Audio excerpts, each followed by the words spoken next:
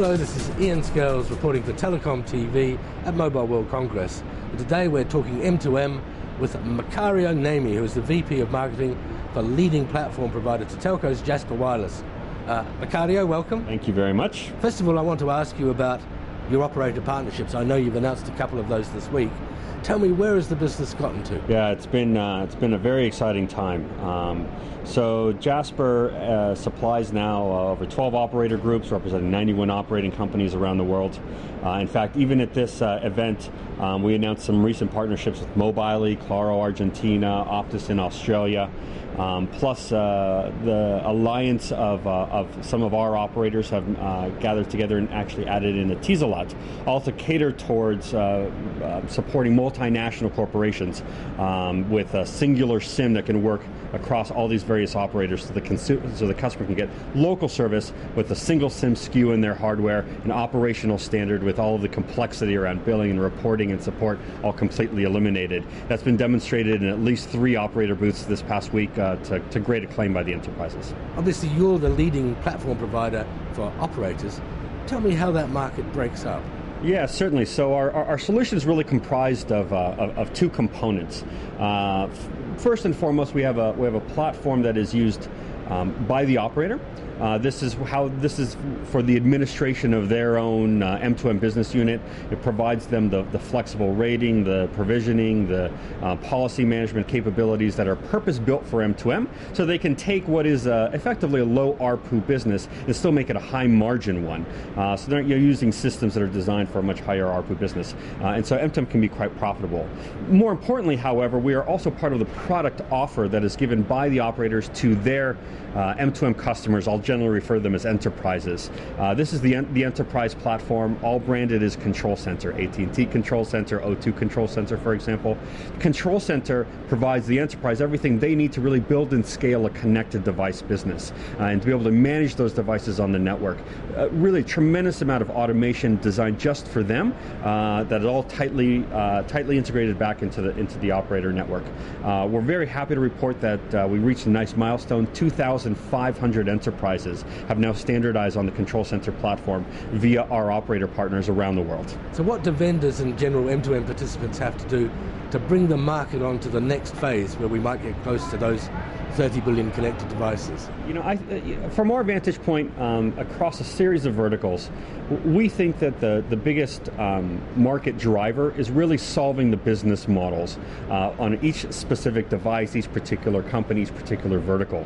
You know, a good example of this could be in the consumer electronics space. You look at devices like the Garmin P&D or TomTom P&D or the Sony PlayStation Portable.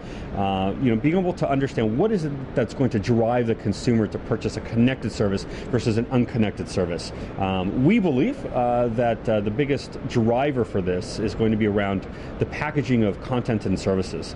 People are a little jaded and have some subscription fatigue over buying connectivity alone, and we believe the buying decision is really made when people want to get to the content services that they actually want. Now, I don't necessarily know all the answers. I don't necessarily know what those packages look like, but I do know that there's a tremendous amount of experimentation that's happening.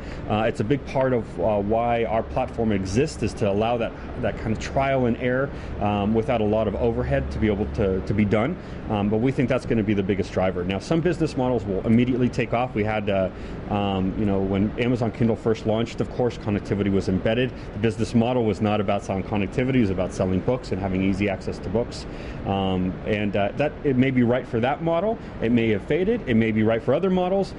I think that each device manufacturer has to look at their particular domain. Think about mHealth devices and connected glucometers.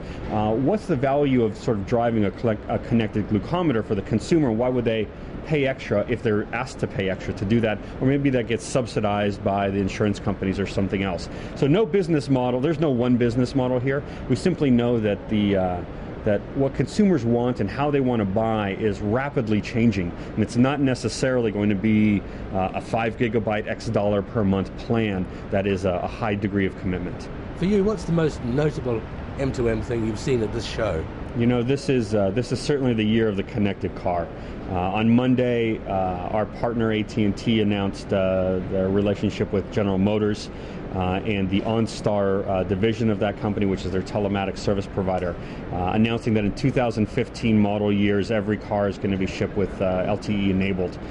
Really, that is the first automobile manufacturer we've seen make that kind of commitment. We're very happy to support AT&T and OnStar, and I think what we're working on collectively is some amazing new services and really turning this idea, these PowerPoints of the connected car that have been bantered around for the last few years, into reality. So we're really excited there. Do you expect to see more auto vendors adopt this kind of approach? Every automobile OEM either has a strategy in place or is working on a strategy for their connected car. And there's still much debate amongst the community over whether it's going to be embedded or whether it's going to be Bluetooth tethered to the smartphone. In reality, it's going to be a mixture of both. There will not necessarily be one that just completely dominates. Obviously, General Motors is very committed to the embedded strategy. They have been since their existence for over a decade.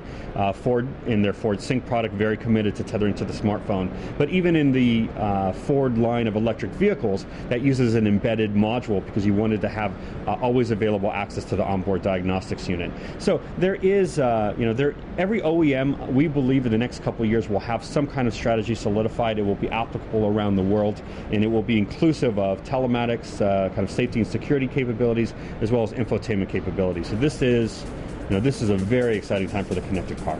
Macario, thanks very much. Thank you.